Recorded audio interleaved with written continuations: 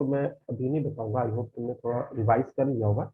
नहीं किया होगा तो कुछ नोट्स में से फॉर्मूले देख सकते हो, लेकिन हाँ बाद में याद कर लेना।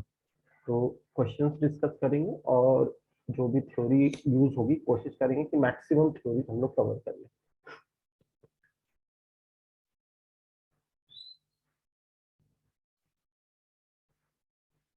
सर हम्म। सर आप एक्चुअली थोड़ा ब्रीफ में थ्योरीज कवर कर सकते हैं? ब्रीफ में कवर करने का मतलब ये है कि मैं बस फॉर्मूला बता सकता हूँ। ऐसे नहीं तो थ्री डायमेंशन की जो थ्योरी है वो ब्रीफ में समझ में नहीं आएगी। अगर तुमने नहीं पढ़ा है थ्री डायमेंशन ज्योमेट्री तब तो नहीं समझ में आएगी ब्रीफ में। Okay sir. पढ़ा है तुमने थ्री डायमेंशन? नो सर, नहीं पढ़ा। बिल्कुल भी नहीं पढ़ा? सर स्कूल में किया है। हाँ उतना तो पता है ना जितना स्कूल में किया है। Yes sir. हाँ उतना ही चाहिए। थ्योरी थ्री डायमेंशन की एनसीईआरटी से ज्यादा नहीं, मेंस में भी, इवन एडवांस में भी। बस एक है वो, हाँ नहीं थ्री डायमेंशन में नहीं है। एक स्फेयर आ जाता है, तो वो बहुत सिंपल सा टॉपिक, वो देखूंगा एक आध क्वेश्चन आया भी था तो वो बता दूंगा, उससे स्फेयर भी समझ में आ जाएगा। लेकिन वो एंड में है स्फेयर, वो शायद अब हट भी गया और मुझे याद नहीं है। लेकिन वो कोई ऐसा रेलिवेंट टॉपिक नहीं है, बहुत छोटा सा फॉर्मूला उसमें बताया हुआ है और एक दो बार क्वेश्चन आया था।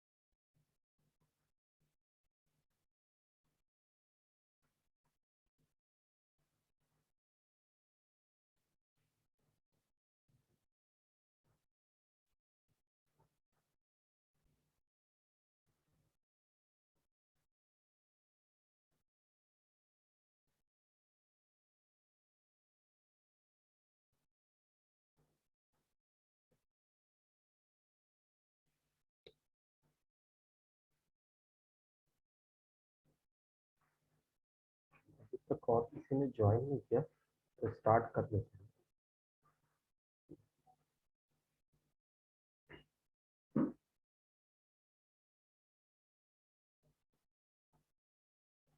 तो let me give you some questions. Hint भी मैं दे दूंगा इसको अप्रोच कैसे करना है।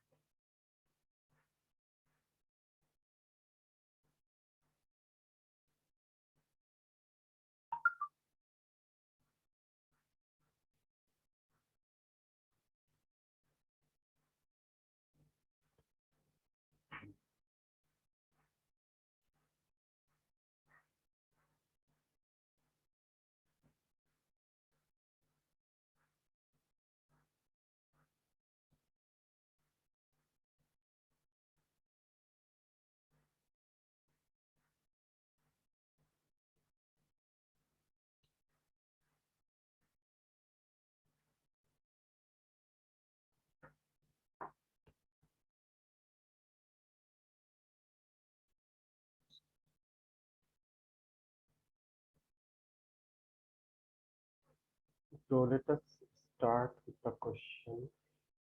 I'm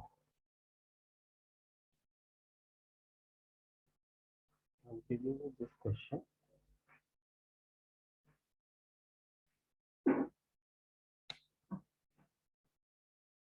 I hope books या कुछ notes वगैरह तुमने खोल रखे हो। The coordinates of the coordinates of the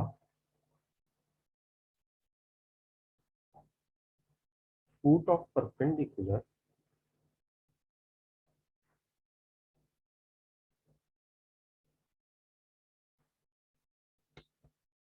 drawn from point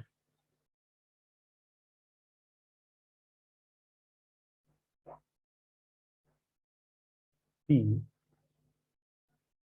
103 and to the line joining the points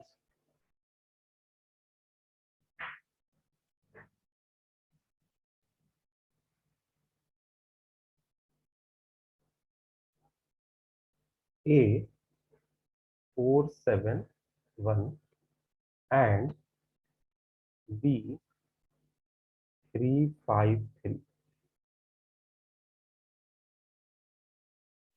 is fill in the blank. तो बेसिकली तुमसे यहाँ पर एक P पॉइंट से एक लाइन AB पे परपेंडिकुलर का जो फुट होता है वो M मान सकते हो, इसके कोऑर्डिनेट्स क्या होंगे ये तुम्हें बताना है। Is it okay? Yes. Yes sir. और किसी ने अभी तक ज्वाइन नहीं किया, एग्जाम आने वाले एंड है, इसीलिए थोड़ा सा जो है ज्वाइनिंग अभी बच्चे नहीं कर रहे हैं। कब से है तुम्हारा एग्जाम? अभी डेट आई है या अभी टेंटेटिव डेट है? सर अप्रैल में है एग्जाम। डेट एग्जैक्टली आई है? सर बोर्ड्स हैं अप्रैल में, जेई की डेट नहीं है।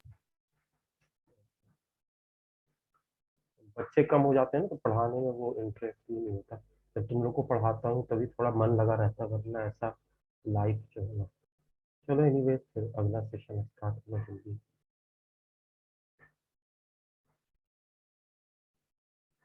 तो समझ में आ गया ना क्वेश्चन क्या पूछ रहा है? Yes sir.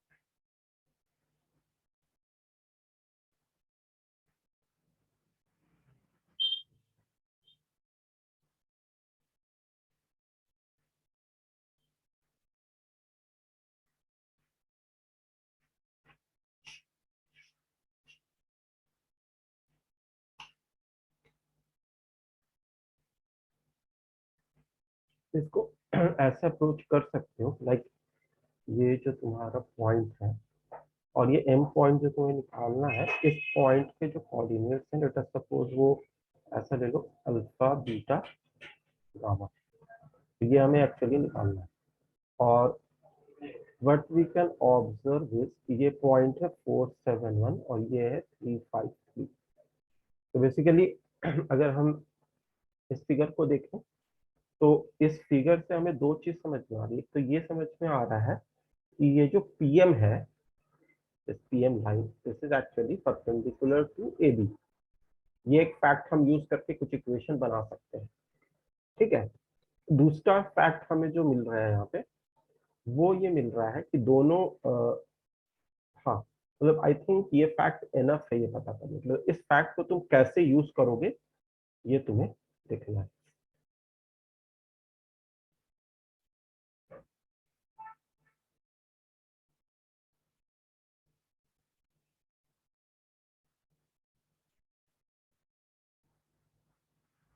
कुछ आइडिया हो रहा हो तो वो शेयर कर सकते हो। सर डॉट प्रोडक्ट लेंगे। डॉट प्रोडक्ट लेने से तो एक ही इक्वेशन होगी, और निकालना 3 चीज, अल्फा बीटा गामा। सर वो ए बी की इक्वेशन भी सेटिस्फाई करेगा। हाँ ठीक है, हाँ सही कर लो फिर।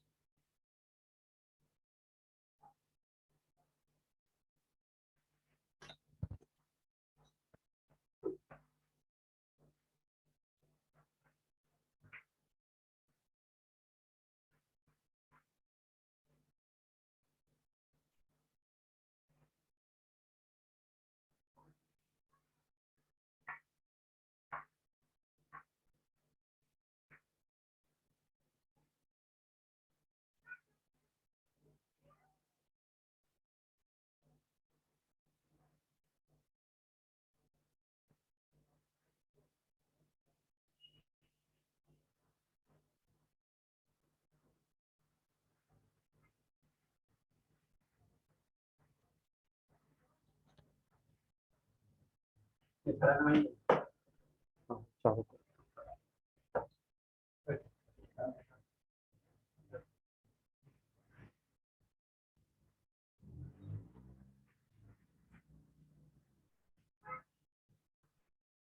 उसको नहीं रखता वो वहीं,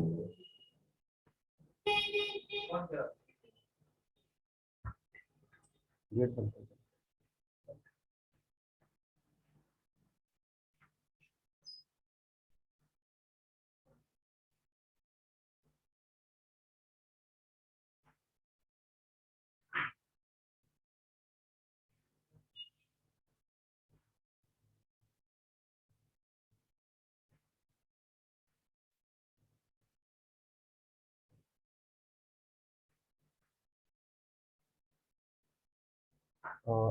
हो गया, आंसर आ रहा सर वेग आ रहा था।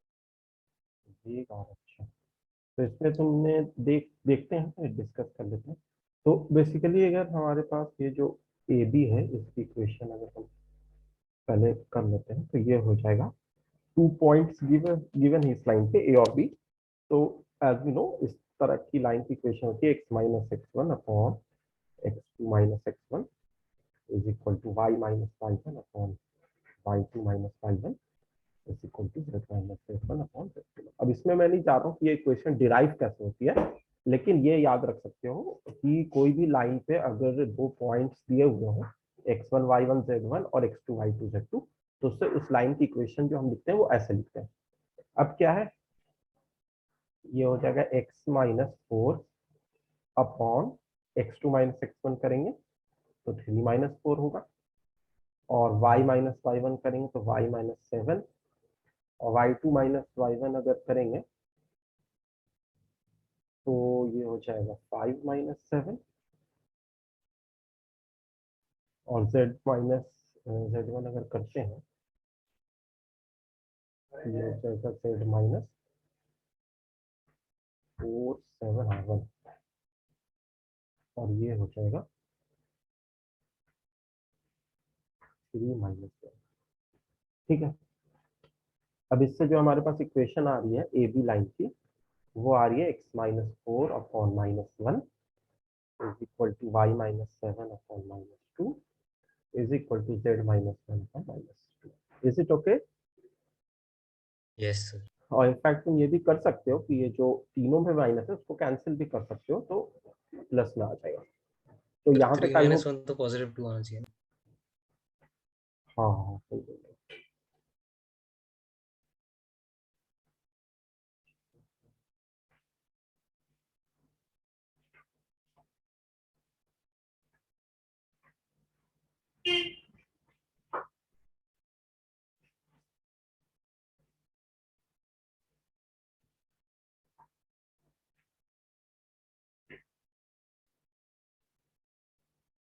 अब ये तो हमारे पास ए बी की इक्वेशन आ गई। अब अगर हम पीएम की इक्वेशन लिखते हैं तो वो भी सिमिलरली हम ले सकते हैं। इनफैक्ट पीएम की इक्वेशन लिखने की जरूरत नहीं है। पीएम का जो डायरेक्शन कोसा रेशियो होगा पीएम लाइन का, वो होगा alpha minus one, beta minus zero, gamma minus three. This is the direction ratio. अब अगर हम इसको डायरेक्शन रेशियो को जो है उसको देख लेते हैं, और इसका जो डायरेक्शन रेशियो है ए बी का, वो तो हमें दिख ही गया। ए बी का जो डायरेक्शन रेशियो है that is minus one minus two, वो तो नीचे में है mention. These are the direction ratios of A B. तो जैसे भी तुमने बताया कि दोनों का डॉट प्रोडक्ट करके हम ये कह सकते हैं कि दैट इज जीरो। तो उससे हमें क्या मिल जाएगा, alpha minus one into minus one करेंगे तो वन माइनस अल्फा। अगला वाला तो हो जाएगा माइनस टू बीटा, उसके बाद हो जाएगा two gamma minus six, this is equal to zero. तो ये एक फैक्ट यूज कर लिया हमने। और इसके बाद इस पर्टिकुलर लाइन का वो मतलब उस पर लाई कर रहा है एम, जैसे तुमने बताया, तो उस पर हम अल्फा बीटा गामा को सेटिस्फाई कर सकते हैं।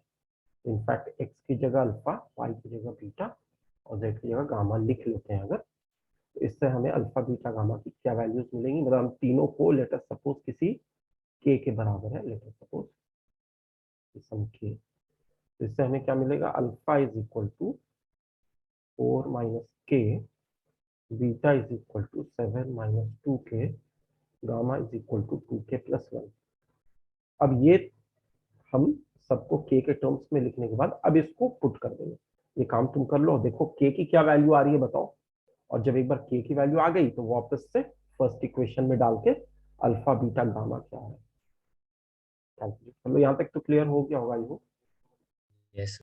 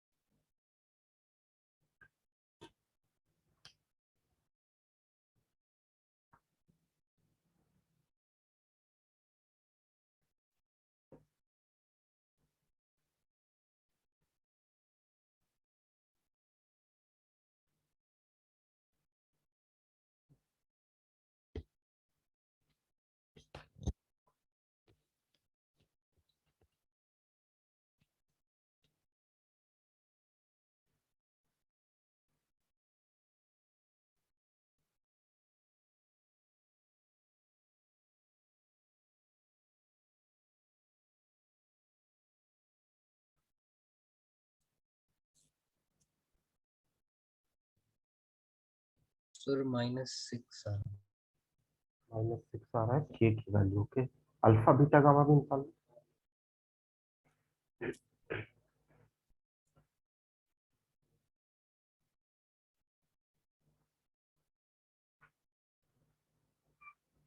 क्योंकि जो आंसर है वो ये है कि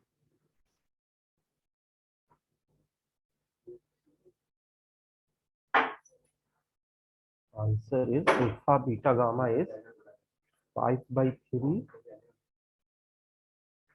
सेवन बाई थ्री और सेवनटीन बाई।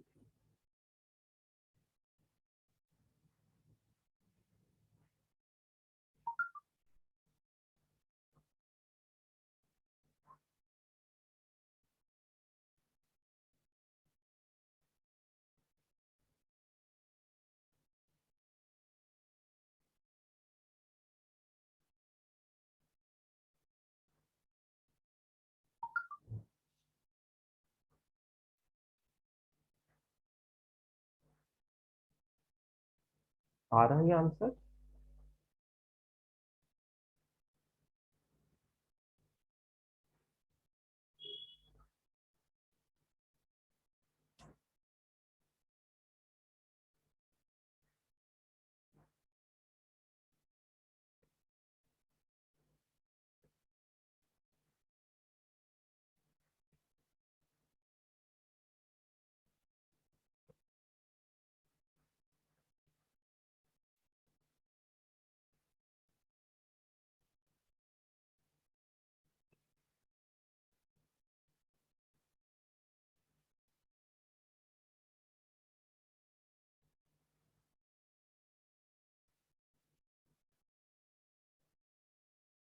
मेरे ख्याल से तुमने शायद कोई कैलकुलेशन मिस्टेक किया है, क्योंकि जब मैं वैल्यूज पुट कर रहा हूँ तो उससे के की वैल्यू जो मुझे मिल रही है, मैंने मेंटली वैसे कैलकुलेट किया, 21/9 मिल रही है। तो एक बार रीचेक करके देखो कि तुम्हारा जो के की वैल्यू है वो यस कुछ सर 21/9।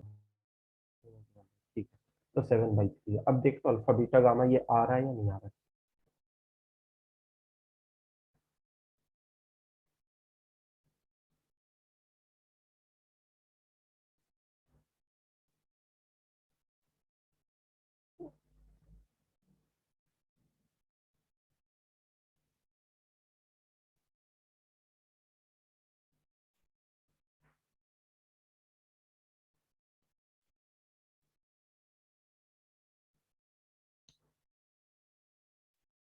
Yes sir. है?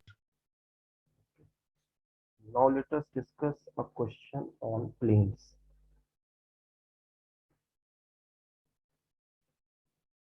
तो क्वेश्चन करने से थोड़ी ज्यादा बेटर तरीके से रिवाइज हो जाती है, लेकिन हाँ फॉर्मूला को याद रखने के लिए जरूरी है कि तुम एक बार सबको शीट पे लिख के, तो it says the distance of the point, the distance of the point 1, 2, 3 from the plane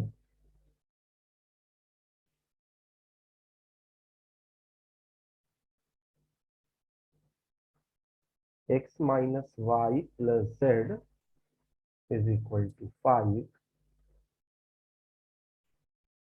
measured parallel to the line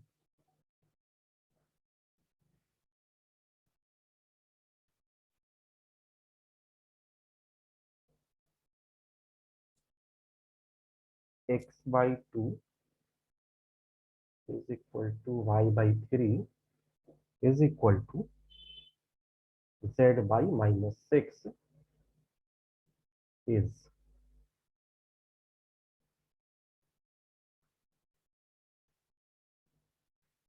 I will be back in 5 minutes. तुम इसको ट्राई कर लो, तो मैं यहाँ पे रहूंगा फिर तुरंत बता दूंगा।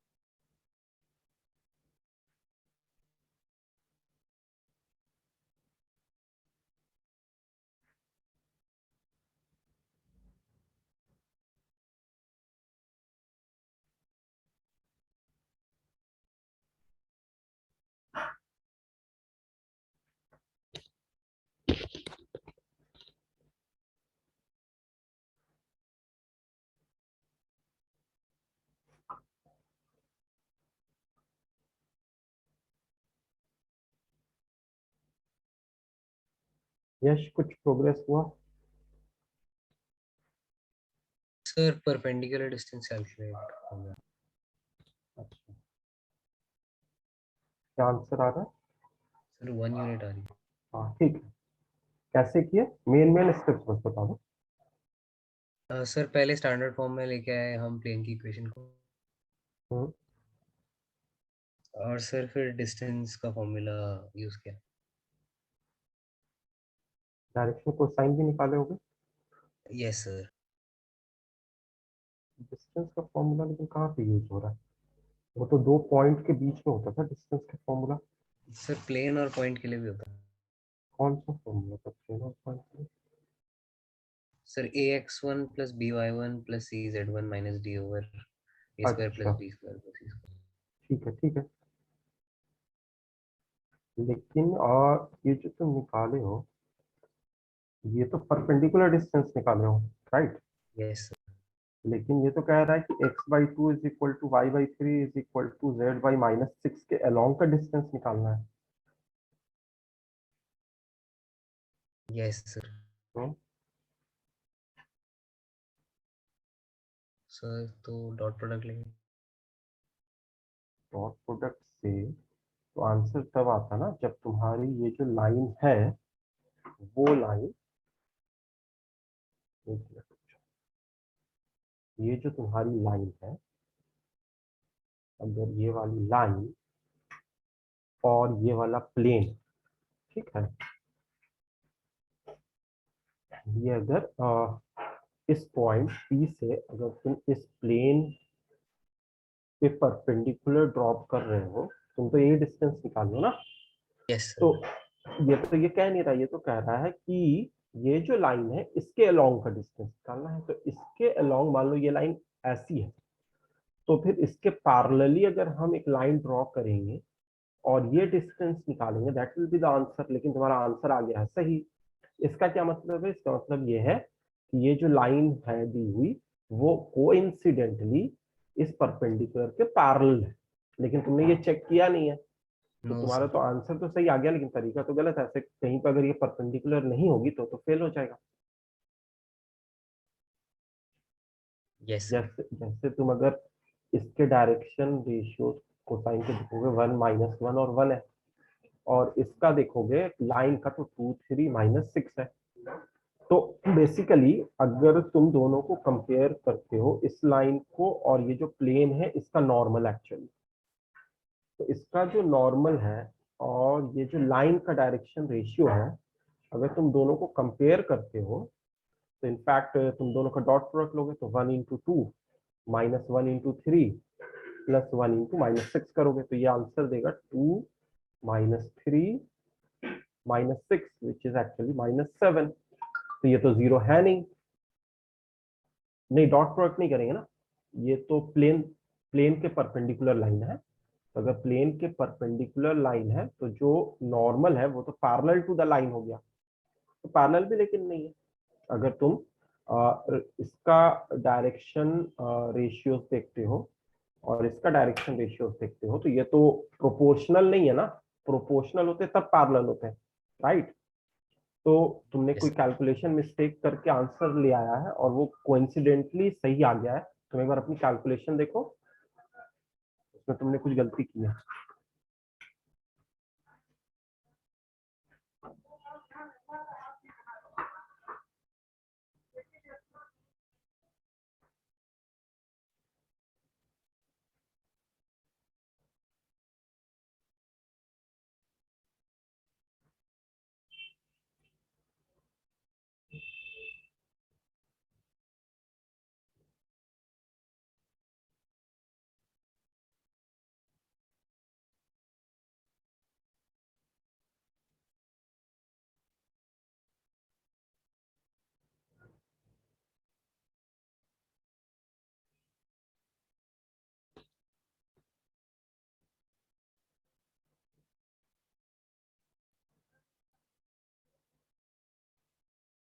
ओके, कैलकुलेशन मिस्टेक मिली कहीं पे?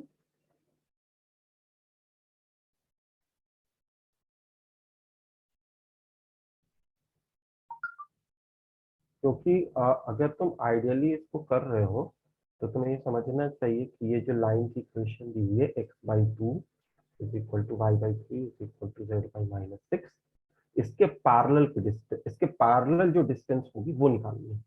तो उस केस में तुम्हें क्या करना पड़ेगा, ये जो पॉइंट है 1, 2, 3, वो तो और ये जो लाइन है और इसका जो डायरेक्शन रेशियो है 2, 3, -6, these are the direction ratio of the black line। और उस केस में डायरेक्शन रेशियो तो दोनों का सेम रहेगा, दोनों पैरेलल है। तो उस केस में तुम अगर इसकी इक्वेशन बनाते हो, पी एस करके मान लो बना दिया, तो इसकी जो इक्वेशन आएगी वो आएगी x-1/2 y-2/3 and z-3/-। Is it okay? Sir ये क्या ये इस लाइन की इक्वेशन है पीएस की।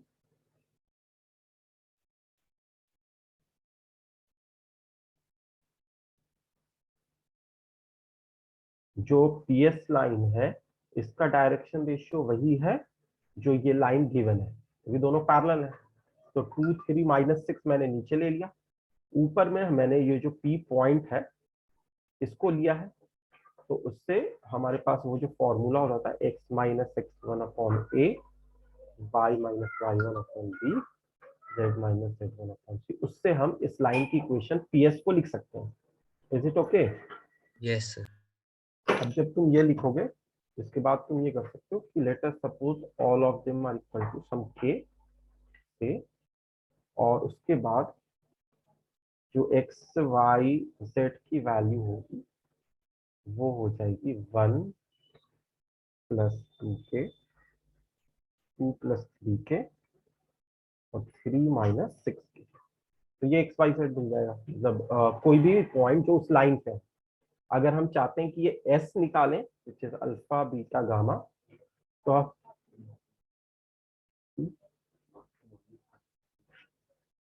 तो अगर तुम ये निकालोगे कि 1 + 2k 2 + 3 3 - 6 और मान लो कि अल्फा बीटा गामा तुम निकालना चाहते हो, तो करस्पॉन्डिंगली अल्फा बीटा गामा मिल गया।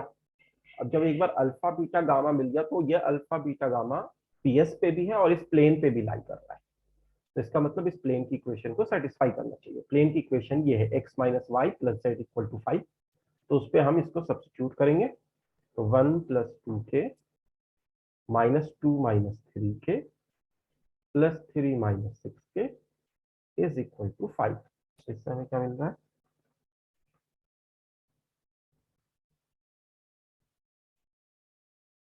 हाँ, ये मिल रहा है, जिससे हमें k की वैल्यू मिल जाएगी 7/7 which is 1। तो ये तो हमारी k की वैल्यू आ गई। अब इससे हम डिस्टेंस निकाल रहे हैं। यहाँ तक क्लियर है? कुछ पूछना है? Yes sir. तो अगर हम डिस्टेंस निकालेंगे तो डिस्टेंस फिर आ जाएगा। अब डिस्टेंस फॉर्मूला लगाएंगे, that will be square root of. तुमने ऐसे ही किया था या कुछ और किया था? नो सर मैंने ऐसे नहीं किया। ऐसे ही किया था। नहीं सर ऐसे नहीं किया। ओके, ठीक है। तो ये तो k की वैल्यू जब तुम्हारी 1 आ गई तो अल्फा बीटा गामा क्या निकल के आ रहा है, 1 + 2 3, 2 + 3 5, 3 - 6 -3।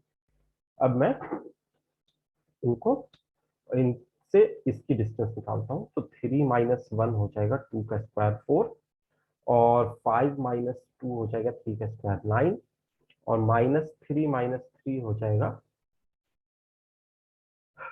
6 का स्क्वायर 36। तो ये हो जाएगा 49 अंडर रूट विच इज 7। तो डिस्टेंस इज एक्चुअली 7। जो आंसर तुमने 1 दिया है वो पता नहीं किसी और चीज का आंसर होगा, क्योंकि इसने आंसर निकाला नहीं है। उसने लास्ट में कुछ 1 निकाला था लेकिन वो आंसर नहीं था। तो आंसर यही है 7। Is it okay? शायद वो के को आर मान रहा हो तो वो निकाल के उसने छोड़ दिया, लेकिन अगर तुम डिस्टेंस निकालोगे तो वो 7 आ जाएगा। Yes sir.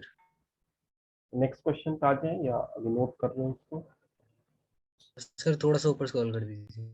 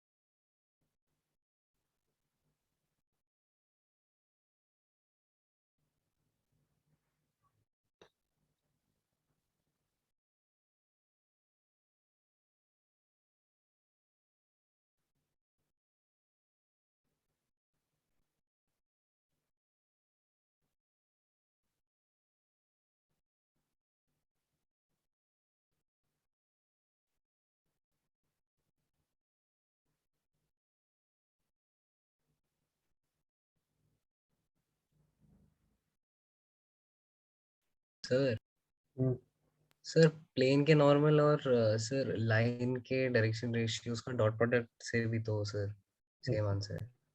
कैसे होगा? दोनों के बीच का एंगल तो हमें पता नहीं है। सर तो डॉट प्रोडक्ट ले सकता है। नहीं तो डॉट प्रोडक्ट लेके करोगे क्या?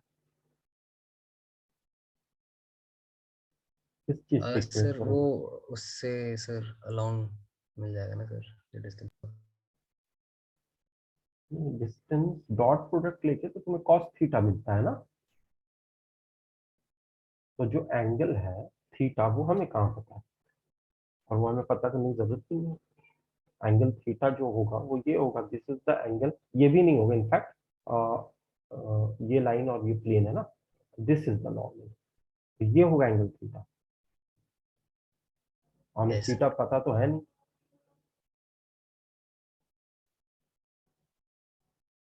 तुम जो डॉट प्रोडक्ट की बात कर रहे हो, डॉट प्रोडक्ट अगर तुम लेते हो कि ये एक लाइन है पी एस और ये एक लाइन है, यहाँ पे एस को मान लेते हैं, ये एक लाइन है पी एस और ये एक दूसरा प्लेन है, ठीक है, जिसपे तुमने परपेंडिकुलर डाला है, जिसपे इनफैक्ट एस जो है वो लाई कर रहा है, राइट। तो अगर यस तुम सर। इस दोनों का जो है वो डॉट प्रोडक्ट लेते हो, ठीक है, लाइक प्लेन का जो नॉर्मल है उसका तुम्हें डायरेक्शन रेशियो पता चल जाएगा उसके इक्वेशन से, और जो ये लाइन है इसका तो डायरेक्शन रेशियो तुम्हें इससे एक पैरेलल लाइन से पता चल रहा है। तो इन दोनों का जब डॉट प्रोडक्ट लोगे तो जो कॉस थीटा आएगा वो ये आएगा कॉस थीटा, लेकिन ये थीटा हमें कहाँ पता है? ये तो तब हमारे काम का होता जब ये थीटा मतलब 90 डिग्री होता, तो कॉस 90 जीरो हो जाता, तो हम जीरो की इक्वेट कर देते, लेकिन ये थीटा तो हमें कुछ पता ही नहीं इसके बारे में। ये परपेंडिकुलर लाइन नहीं है ना। ये बात समझ में आ रही है ना? This is not a perpendicular. Yes sir.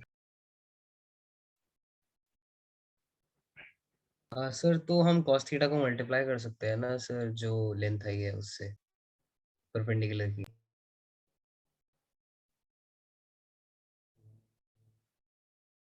हाँ, कर तो सकते हैं।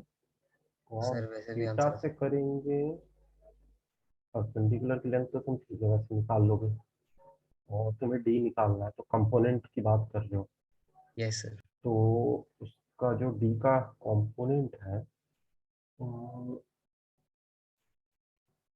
सर डी cos हाँ थीटा सही लेंगे। है, कर सकते हो हम, ऐसा कोई दिक्कत नहीं, हो जाएगा क्योंकि ठीक है, हो तो जाएगा, वो तो क्लियर हो गया। स्टेप्स जो है वो देख लो, तो तुम वैसे करके देखो, अगर आंसर आता है तो सही आंसर है, कैलकुलेशन सही है, करके देखो एक बार। सर 7 आ -7। निगेटिव ऑफ 7 तो आ रहा होगा कि तुमने मॉड नहीं लिया होगा, मॉड ले लो। Yes sir. ऐसे 7 आ रहा है ना? Yes sir, same answer. हाँ ठीक है, फिर अच्छी बात है, वो तो और अच्छा है। तो हम आगे बढ़ जाते हैं फिर। तुमने उस टाइम ऐसे किया था या अभी सोच रहे थे? सर अभी सोचा। अच्छा, अब जैसे तुमसे एक क्वेश्चन मैं स्फेयर का दे दूं, तो अगर तुम्हें 3 डायमेंशन का थोड़ा डिसेंट आइडिया हो जाएगा तो स्फेयर का क्वेश्चन तुम बिना थ्योरी के भी सोच सकते हो। जैसे the centre of the sphere passes through, हाँ, sphere is passing through 4 points, जैसे सर्कल के लिए 3 पॉइंट चाहिए, यहाँ पे स्फेयर जो 3 डायमेंशन फिगर, उसके ऊपर हमारे पास 4 पॉइंट्स लाई कर रहे हैं, 0 0 0, 0 2 0 और 1 0 0 और 0 0 4। तो ये जो हमारे पास लाई कर रहे हैं 4 पॉइंट, ये 4 पॉइंट्स गिवन है, तुम्हें ये बताना है कि इस स्फेयर का जो सेंटर है वो क्या होगा, उसके कोऑर्डिनेट्स क्या होगा। तो एक बार थोड़ा सोच लो, फिर हम लोग उसको डिस्कस करते हैं।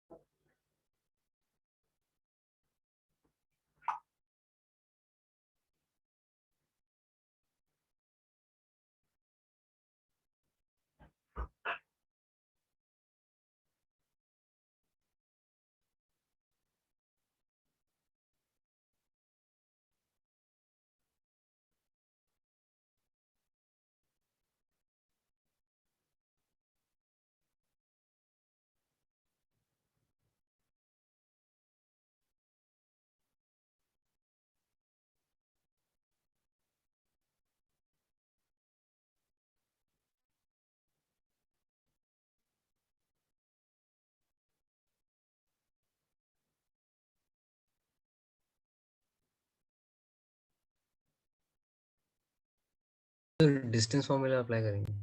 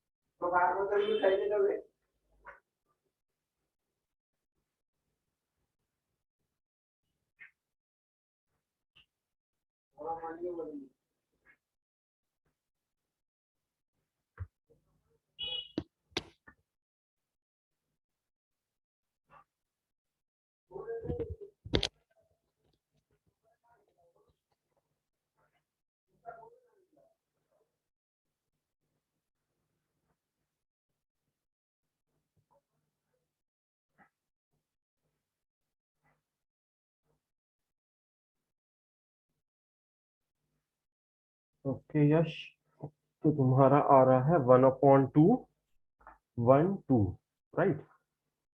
Late us see. Yes sir. तो अच्छा पहले बताओ किए कैसे हो? सर डिस्टेंस फॉर्मूला अप्लाई किया है, 4 इक्वेशंस फॉर्म की। 4 इक्वेशन फॉर्म करके सॉल्व किए, लेकिन ये है कि पॉइंट बहुत सिंपल है, इसलिए उतनी दिक्कत नहीं हुई होगी, है ना? लेकिन सर कॉम्प्लिकेटेड पॉइंट में भी sir x square y square z square तो कैंसिल हो जाएगा फिर तो भी सर। टाइम तो लगेगा ना। Yes sir.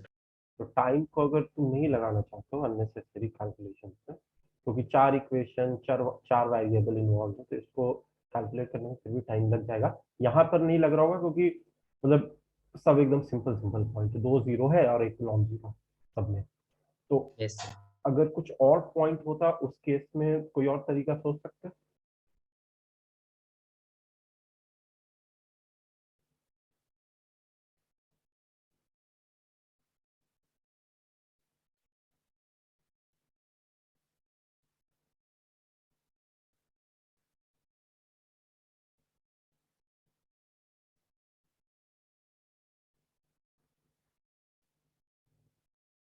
इसका फिगर हम कंप्लीट अगर करें कुछ इस तरह होगा।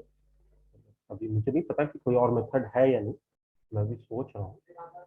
ये हो गया, ये भी रेडियस हो गया, ये भी रेडियस हो गया, ये भी रेडियस। ठीक है, कोई जरूरी नहीं कि पैरेलल हो, मतलब ऐसे एकदम क्रॉस कर रहे हो। तो मैंने बना दिया है। कंफ्यूजन होगा, मतलब यहाँ पर जा रहा है, एक यहाँ पर जा रहा है, ठीक है। तो ये 2 पॉइंट्स हो गए और ये 2 पॉइंट्स। अब ये जीरो ऑरिजिन जो है उसको निकालने का कोई और तरीका सोचो तो डिस्टेंस फॉर्मूला के अलावा।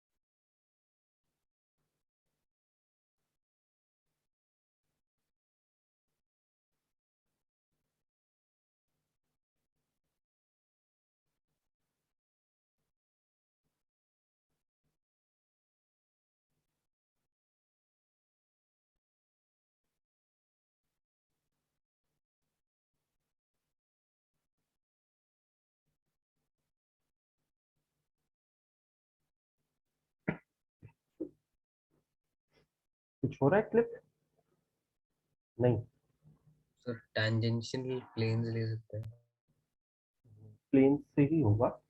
इनफैक्ट मैं ये सोच रहा हूँ कि अगर मान लो कि तुम 3 पॉइंट से के हेल्प से एक प्लेन की इक्वेशन बना लेते हो, और प्लेन की इक्वेशन बनाना 3 पॉइंट से उतना डिफिकल्ट नहीं है, वो बना सकते हो। और सेंटर यस से सर। उस प्लेन पे परपेंडिकुलर जो होगा वो actually normal to the plane होगा, ठीक है। वो ज्यादा सही लग रहा है, ये देख लेते हैं। तो बेसिकली पहले प्लेन की इक्वेशन पे बनाता हूँ एसीडी, एसीडी प्लेन से। एसीडी प्लेन की जो इक्वेशन हमारे पास आएगी वो एक्चुअली आ जाएगी, 3 पॉइंट्स हमें गिवन है, तो प्लेन की इक्वेशन हम उससे निकाल सकते हैं। 3 पॉइंट्स के केस में हम कैसे निकालते थे प्लेन की इक्वेशन। एक तो अच्छा उसकी जरूरत भी नहीं पड़ रही है, प्लेन की इक्वेशन की जरूरत नहीं पड़ रही है। इनफैक्ट हम लोग डायरेक्ट जो नॉर्मल है ओ एम सेंटर से प्लेन पे उसके डायरेक्शन रेशियोज निकाल सकते हैं डायरेक्ट, क्योंकि जो ओ एम है that is the perpendicular to the plane A C D. तो एम एम जो है ओ एम जो है वो perpendicular to A C D तो है ही, और साथ ही साथ उसका जो डायरेक्शन रेशियो होगा इसके नॉर्मल का वो उसके बराबर होगा, उसको नॉर्मल की तरह ट्रीट कर सकते हैं, प्लेन के नॉर्मल की तरह। अब इस प्लेन का जो नॉर्मल होगा वो अगर हम निकालना चाहते हैं तो 3 पॉइंट्स हमारे पास है। इन तीनों पॉइंट से हम नॉर्मल की डायरेक्शन रेशियो कैसे निकालते थे, इफ यू रिमेंबर, तो हम ए सी और सी डी कोई भी दो पेयर ऑफ लाइंस ले लेते हैं, ए सी और सी डी, उसका क्रॉस प्रोडक्ट कर देते हैं, तो उससे जो हमें नॉर्मल मिलेगा वो एक्चुअली ए सी डी प्लेन का नॉर्मल मिलेगा।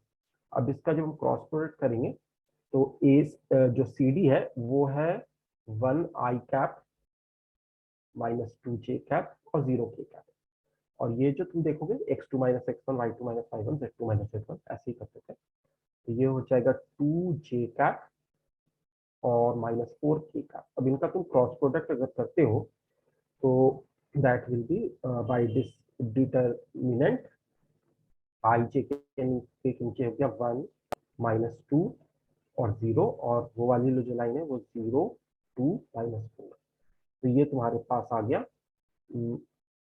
8 माइनस 8 आई कैप और माइनस जे कैप अगर लोगे तो प्लस 4 जे कैप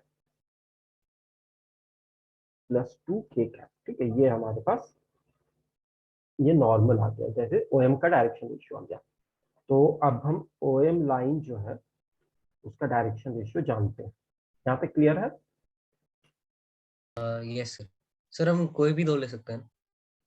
हाँ, कोई भी दो ले सकते थे। अब ए सी डी के लिए अब हम करते हैं इसको ए बी सी को ले लेते हैं। ठीक है, दो प्लेन है हमारे पास, एक ए सी डी है, ए बी सी है, तो उसमें भी यही काम करेंगे। उसमें ओ से एक परपेंडिकुलर जाएगा जो ओ एन है, और वो ओ एन जो है that is perpendicular to A B C, और इसका हम डायरेक्शन रेशियो निकालना चाहेंगे। तो ए बी सी में अगर हम ए बी का ले लेते हैं तो ये सीधा सीधा 4 के कैप है, और अगर हम बी सी का ले लेते हैं तो ये सीधा सीधा 2 जे कैप है। तो इसका क्रॉस प्रोडक्ट करना बड़ा आसान है। तो जब इसका हम क्रॉस प्रोडक्ट करेंगे तो 2 जे कैप क्रॉस 4 के कैप, और इंटरेस्टिंगली जे के क्रॉस प्रोडक्ट आई होता है, तो ये हो जाएगा 8 आई कैप। ठीक है, अगर कॉम्प्लिकेटेड पॉइंट भी होता है तो भी आसानी से डिटर्मिनेंट से निकल जाता है, वो कोई इतना कैलकुलेशन नहीं होता, लेकिन उस वाले में बहुत था। अब ये हमने दूसरा डायरेक्शन रेशियो जो निकाला है, this is the direction ratio of O N, right, ये ओ एन का डायरेक्शन रेशियो हो गया। अब इनफैक्ट अगर हम ओ एम और ओ एन दोनों को देखें तो दोनों ओ से ही पास कर रहे हैं, सेंटर से, और उस केस में अगर हम ओ का पॉइंट अब निकालना चाहते हैं, मतलब अब हमारे पास क्या सिचुएशन हो गई कि एक ओ है, इससे एक परपेंडिकुलर ओ एम का डायरेक्शन रेशियो हमें मिल रहा है, और इससे एक परपेंडिकुलर ओ एन का डायरेक्शन रेशियो मिल रहा है। ठीक है, अब अगर हम लेकिन इससे ओ निकालना चाहें, ओ को मान लेते हैं अल्फा बीटा गामा, राइट। अब इससे अगर हम ओ निकालना चाहेंगे तो सर एम, उसके लिए तो इक्वेशन निकालनी पड़ेगी। और इक्वेशन निकालनी पड़ेगी, तभी फुट ऑफ द परपेंडिकुलर मिलेगा, फिर वहां से निकलेगा। चलो ये भी खींच के वही हो जाएगा। ठीक है, फिर इसीलिए पॉइंट सिंपल दिया होगा इसमें, क्योंकि दोनों ही मेथड से खींच जाएगा।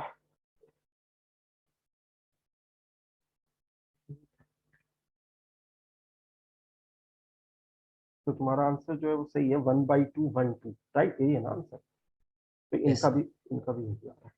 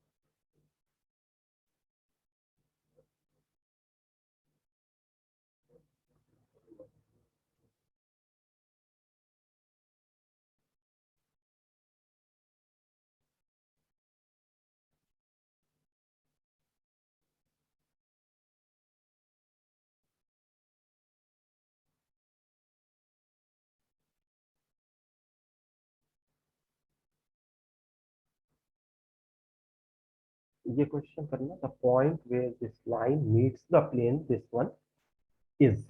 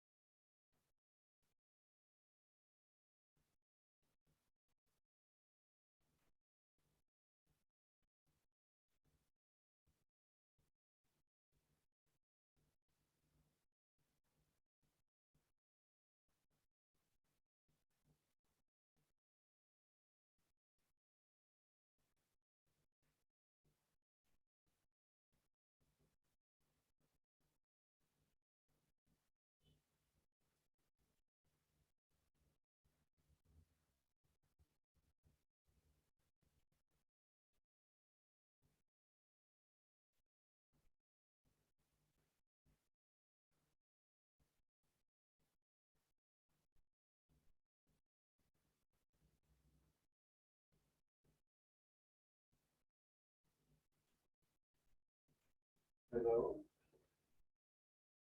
हाँ मला देखियो, तो मेरा भाई को वो भरा दो,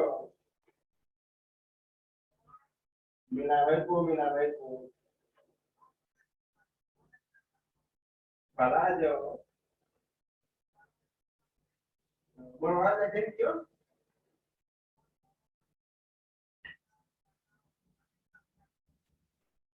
बोल मार्केट से खराब हो रहे तो बोल दो जैसे करते।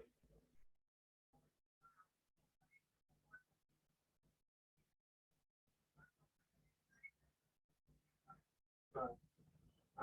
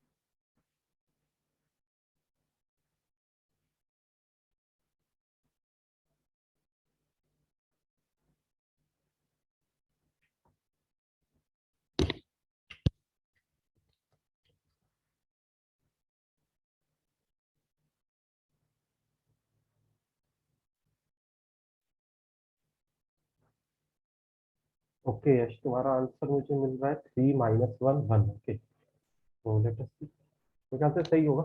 तो देख लेता हूँ, सॉल्व करने की जरूरत नहीं पड़ेगी।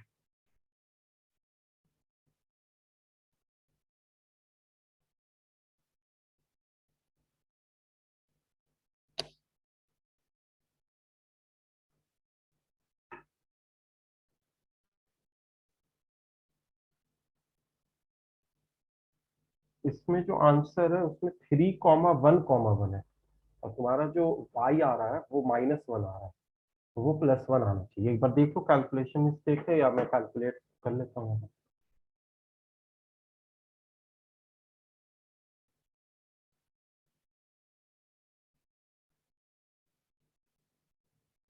हेलो यश, देख रहे हो एक बार? यस सर, चेक कर रहा हूँ।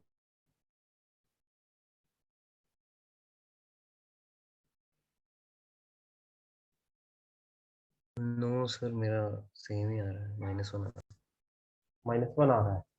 है। यस अभी तो 1 लिखे थे ना। सर, 3 - 1 1 आ रहा है।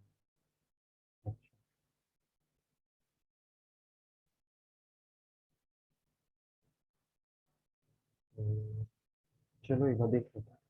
तो the point where this line meets the plane, तो ये तो स्ट्रेट फॉरवर्ड है कि इसको k मान लिया, और फिर वो जो पॉइंट होगा उसको कह सकते हैं कि this is 2k + 1 comma 4k, नहीं क्या है, -3k +2 और 4k -3।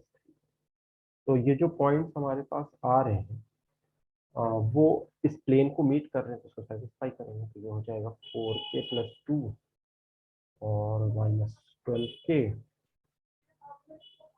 +8 -4k +3 = 1।